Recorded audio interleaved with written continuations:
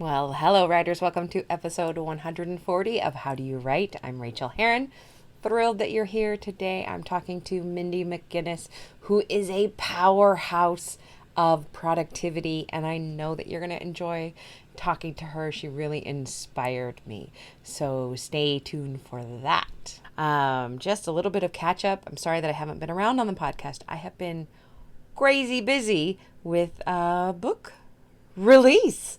You've heard me talk a lot about Stolen Things, the thriller. It finally, praise God, came out, and I am riding the fumes of release week. I had an amazing release day. It was really, really kind of the best. I went to the release party, which was at the Bindery in San Francisco. And it's this amazing place that has people like Salman Rushdie speaking and Rachael Herron and Sophie Littlefield. So we were there, and the place was standing room only. People were out in the little other room peering in. It was beautiful. It had drinks and a mocktail that one of my members in my yacht rock band named appropriately Stolen Moments, because that's kind of a yacht rock sounding cocktail, isn't it? It was delicious and fruity, and Sophie and I interviewed each other, and we had such a good time. I had one of those days where I just felt so lucky to be doing exactly what I'm doing and proud to be able to. The book is getting fabulous reviews, so that's wonderful. I'm hearing from people. I've also heard that it's pissed off a couple people, which means, yes, I am doing it right. What I don't ever want is a book of mine to go out and be met with ambivalence. It was fine. It was an okay book. Most people are loving it. A few people are hating it. So, right on. So I'm just grateful for that. That has really been the entire focus of my last couple of weeks. So that was on Tuesday. I'm recording this on Thursday. I'm still kind of exhausted. I'm still having dreams that the release party goes terribly, where people basically run me out of town because I dare to say that I want to tell them about my book. So obviously I have some stress around that I'm actually not feeling in my body, but my brain is presenting that as stress to me. And I didn't have that before the book was released. That's all come since the book was released. The night of the party, I almost didn't sleep at all. My brain was just spinning. And when I dropped into sleep, I had those terrible, crazy dreams. I am actually not reading the reviews so much as just casting my eye over them. I only know about the people that might hate it because I accidentally looked at Goodreads a couple weeks ago. Then those are some ARC readers. But otherwise, with this book, I have decided that I normally read reviews in the first few weeks of a book coming out. Like maybe the first month I'll read the reviews, and then I basically never look again. This book, I'm not even doing that. There is nothing to be gained from it for me, and I have enough books out that it is just not tempting anymore. The people who review it and say it's the best book ever are wrong. The people who review it and say it's the worst book ever are also wrong. The truth really is there in somewhere in the middle. Hopefully not at 3-star. Hopefully the truth is more like a 4.2 star. I like a 4.2. I like a 4.8, sure. But I do kind of keep my eye on the number of stars that a book is getting, but I am not reading the reviews, so I'm doing that from the very beginning with this one, because there is nothing to be learned from that, and I can only kind of hurt myself by doing it. So that's my goal, but I was happy that earlier I looked 2 days in, I already had 23 reviews, so that's great, especially given that I never actually sent it out to my review team until the day before the book came out, because I thought I'd done all this testing because NetGalley wasn't wanting to release it. I had Jay Thorne trying to download it for me, and then when I finally got it fixed, apparently my brain said, "Whoop, you're done," and thought I'd sent that email out to my ARC team. So I never did. So 23 reviews is awesome, I think. And what else is going on? I was just adulting pretty hard today, cleaning up things that I have been putting off. I did stuff like called my retirement financial investor. Unless you think I'm rolling in money, I am not. Basically, I can't believe he took my call, but I moved some things into some smarter investments, and I set up an automatic $500, leaving my account every month to go to a SEP IRA. In a target date fund, those kind of things. I recently read the terribly titled I will teach you how to be rich. I think that's what it's called. It's by Ramit Sethi, and it's so good. I had never read it, and he just came out with a 10-year updated edition in which he includes some new stuff, but also he really deals with the emotion of money.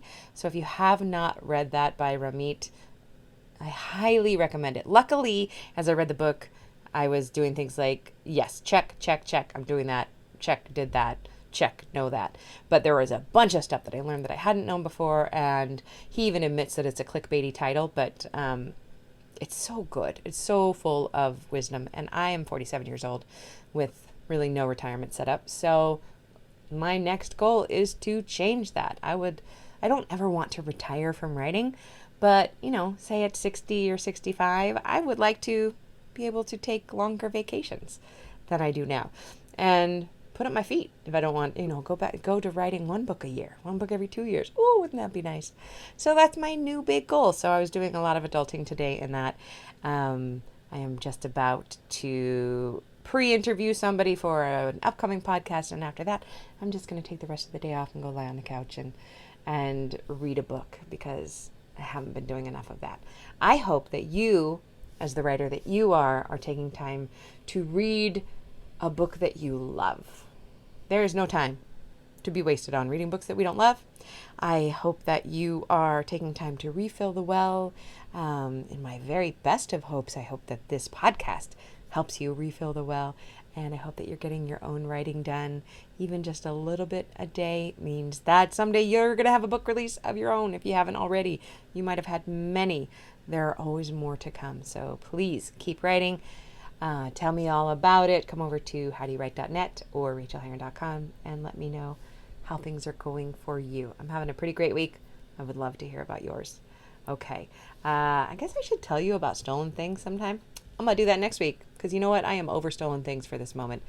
I'm going to tell you all about the book next week. Maybe I'll do a little ad read for it. Maybe I'll do a dramatic ad read for it. Hopefully I'll remember. If I forget, remind me. Okay, now let's get into the interview with Mindy McGinnis. Please enjoy. Okay, well, I could not be more pleased today to welcome Mindy McGinnis to the show. Hello, Mindy. How are you? Hello. Good. So nice to have you. Let me give you a little bio. Mindy McGinnis is an Edgar Award-winning novelist who writes across multiple genres, including post-apocalyptic, historical, thriller, contemporary, mystery, and fantasy. While her settings may change, you can always count on Mindy's books to deliver grit, truth, and an unflinching look at the humanity and the world around us. Mm-hmm. So you are a little bit like me in that we write a little bit of everything. What does that look like in your career? Do you follow your heart and your desires? Yeah, I mean, it's a good question. I do follow my heart and my desires. So whatever occurs to me is what I'm going to write. And I'm fortunate enough that my editor and my publisher flow with that. Yeah. They followed me through. I started with post-apocalyptic, 2 post-apocalyptics. Then I wrote a mystery. That's the one that won the Edgar Allan Poe Award. It's Madness So Discreet. I wrote that was a gothic historical thriller. Then 2 contemporaries, and then I wrote 2 fantasies, which were actually picked up by another publisher, and then a psychological thriller. And I have a book coming out this next March, which is more like a modern survival tale. It's about a girl that gets lost in the Smoky Mountains, and she has to survive out there on her own for like a month. And then I have another book coming out in 2021, which I just finished. And I don't know how much I'm allowed to say about it, but definitely more in the mystery category. So I am all over the place. And that's just how my mind works. I read widely, so my mind operates widely, and I will have all these different ideas. And I'm just really fortunate my editor flows with me, and my publisher is like, if, you can do it, let's do it.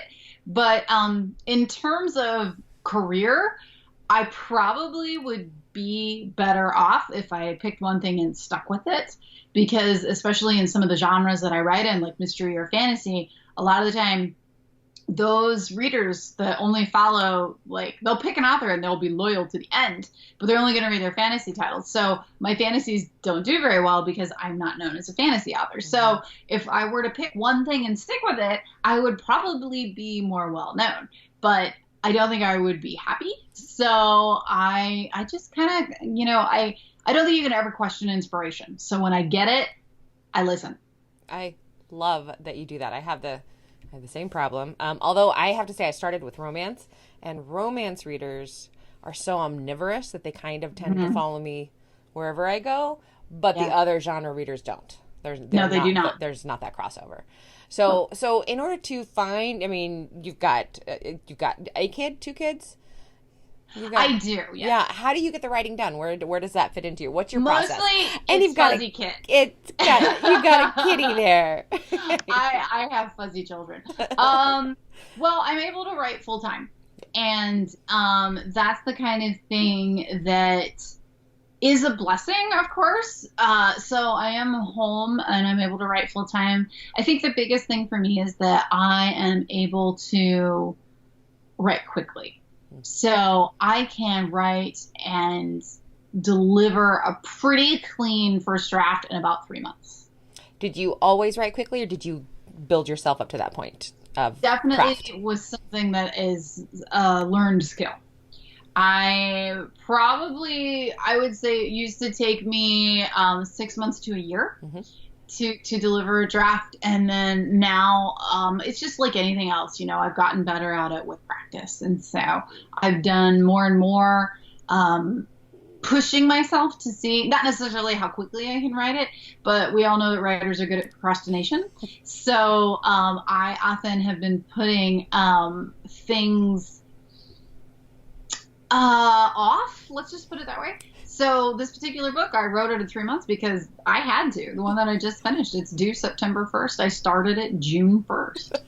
But I finished it. I finished it yesterday. So, and I got time to polish it before I turned it in. So, Isn't that the best feeling in the world? Congratulations on finishing it yesterday. You feel like empty, you know what I mean? So it's like I woke up today and I'm like, oh, I'm done with that book. But I have to edit it. So, it's nowhere near done. So what does your first drafting process look like? Is it fast dash to the end, or are you polishing and revising as you go? I polish and revise as I go, but only in the sense that I read what I wrote the day before.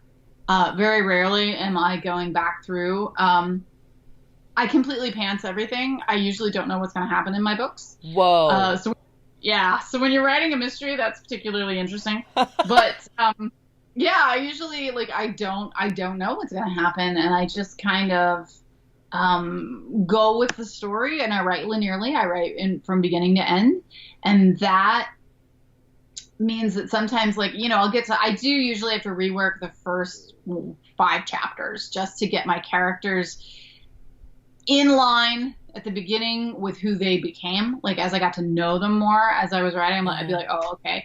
I might go back to the first 20, 30 pages and be like, yeah, she wouldn't say that. I didn't know her that well when I first started writing the book. So it's like the beginning usually needs a little bit more assistance when I'm doing the fix. But hi, I know. This is Alicia. That's a beautiful kitty. Hi, Alicia. I love that you're sitting right there within range of her to walk into your lap like that. Oh, yes. Yeah. She's kind of old. She's 10, I think. I think you're 10. She's beautiful. Yeah. She's something else is what she is. But yes, so that's kind of how I work. Write linearly. Don't know what's going to happen. That way it's interesting for me. And I just deliver it, and like I said, usually go back and do some smoothing then in the beginning. It sounds like you're very trusting of your process. Is that accurate? I am. I also I'm constantly terrified that it's not going to work, because whenever I tell anybody about my process, other writers, they're just like, you what? They just think it's insane. They think that that's just absolutely bizarre. And so I'm confident in it because it works. I mean, it works for me. It's how I've always done it. But I don't look at it too hard, because people are always like, well, have you ever tried to do this? Have you ever done that? What about this? I'm like, dude, I don't touch it. It's I just sit down and write a book. And that is the simplest explanation I have for my process. And it's also very makes it difficult for me to actually give much advice when it comes to writing, because I'm always like, yeah, I just sit down and write the book. I find it 100% delightful and charming, and I think that that is advice. Just sit down and write the book. Sit down and write the book. Stop thinking so hard about it. Yeah. What is Yeah. your biggest challenge when it comes to writing? Myself, procrastination. Yeah. I mean, all the way. Especially if it's a book with larger ideas. I say to myself, you can't write that. That's too hard for you. So, for example, A Madness So Discreet, like I said, that's the one that won the Edgar. I put off writing that one forever because it's a gothic historical thriller. So I was researching, of course, setting, time period, but also it's set in an insane asylum. So I had to know so much, like just how did insane asylums operate. But then I also was working with the beginnings of criminal profiling, which was around in 1890s. And so I had to learn criminal profiling, but I couldn't learn criminal profiling today. I had to learn criminal profiling from 1890 and still make it effective, because some of the stuff that they did was just stupid. And then they had enough right that they probably could catch the guy, but it was like I had to have my characters learn about, like they had to know how to do criminal profiling, but I could only give them the skills that they would have had in the 1890s, and they had to be smart enough to not trust the other tools that they had that they knew wouldn't work. So it was just so complicated. Yes. So just so difficult, and because of all those reasons, all of those things, and then I also had to build like my own serial killer and figure out, it's like, okay, so this is who this is. What would their crime scene look like? What would they do? All that stuff. So I researched for 18 months before I wrote a word of the book. 18 months of reading about insane asylums and serial killers and like really, really bum out stuff. Yeah. So, yeah, I mean, that one, it was 18 months of research. And even then I was like, okay, I still don't know enough to write this book, but it was like, I had to start it. Like I was running out of time. So yeah, I mean, that's my biggest, definitely like obstacle is myself and thinking that I don't know enough yet to actually deliver it. What is your biggest joy when it comes to writing? When my characters are real, when they're real people, they deliver their own dialogue. I'm not actually writing. They're just they're talking. I am transcribing, and that is a joy. That is a joy. When they're doing the work, that's awesome. Oh, I love it. Can you share a craft tip of any sort for us that works for you? One of the things that I always tell people is that, people talk about ritual and how you want to have like something that is static. Like some people write in the same place every day. Some people listen to the same song every day. Some people like have the same scent, so they'll light a candle or whatever. I need to have something that is mobile because I travel a lot for teaching and doing panels and stuff like that. And usually, like, I have to be writing while I'm traveling. And so it can't be I write really well in my office, or it can't be I have to have, this drink or this snack, or like I have to have this in order for me to write. So I came up with having something that would be mobile. And it is I don't think I have it. Okay. I have a white noise app on my phone. So it just goes psh, and it just makes a static noise. And it's wonderful because, of course, it's entirely mobile. But I turn it on even when I'm at home. I turn that on when I'm writing. And so my brain is like, oh, I hear the noise. It's time to write. So I've taught my brain this noise means write.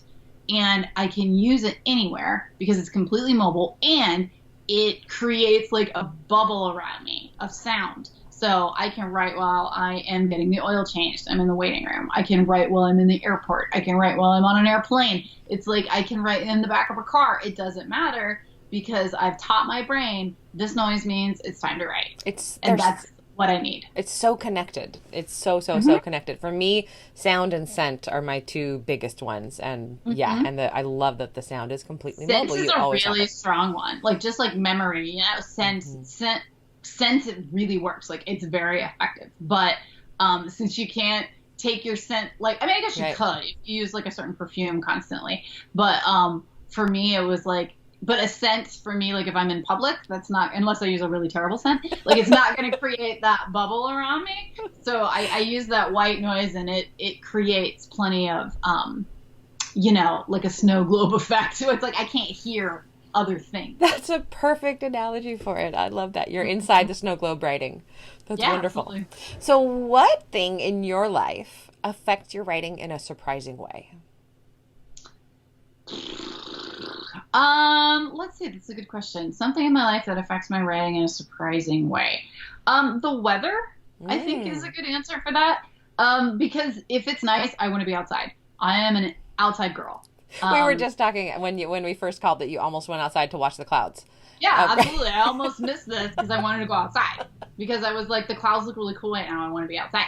So it's like, that's like a driving thing for me, is that I want to be outside. So, if I have that opportunity, I'll go. So if it's a really nice day, it's hard for me to write because I can't, I don't want to take my laptop outside. Technology and the outdoors, they're not friends.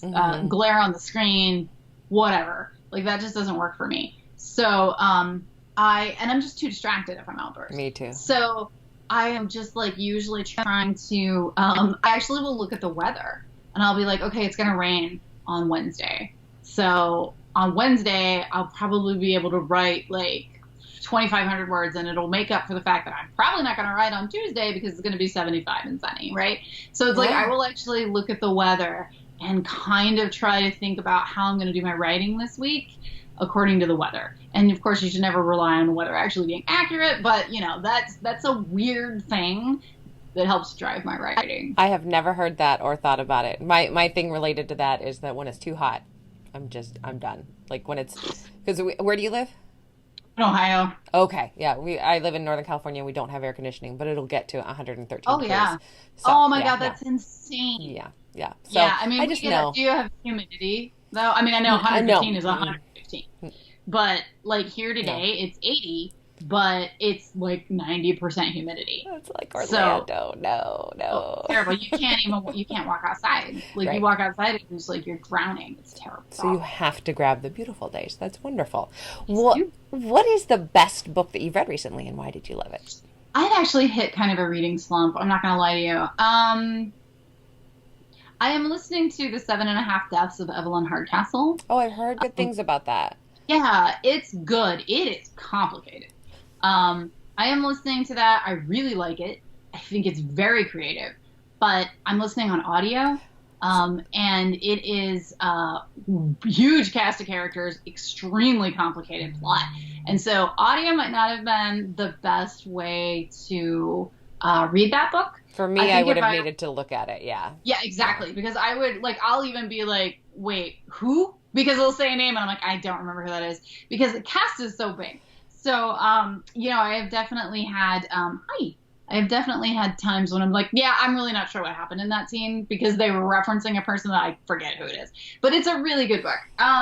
And I just recently borrowed from my mother Diane Setterfeld's new book, Once Upon a River. Oh, I haven't heard about that one. She is stunning. She wrote The 13th Tale, and that's one of the best books I've ever read in my life. The 13th kale, as in the vegetable? 13th Tale. Tail. That makes more sense. Not tail. Much more sense, okay. Yes, The 13th Tale. That's one of the best books I've ever read in my life.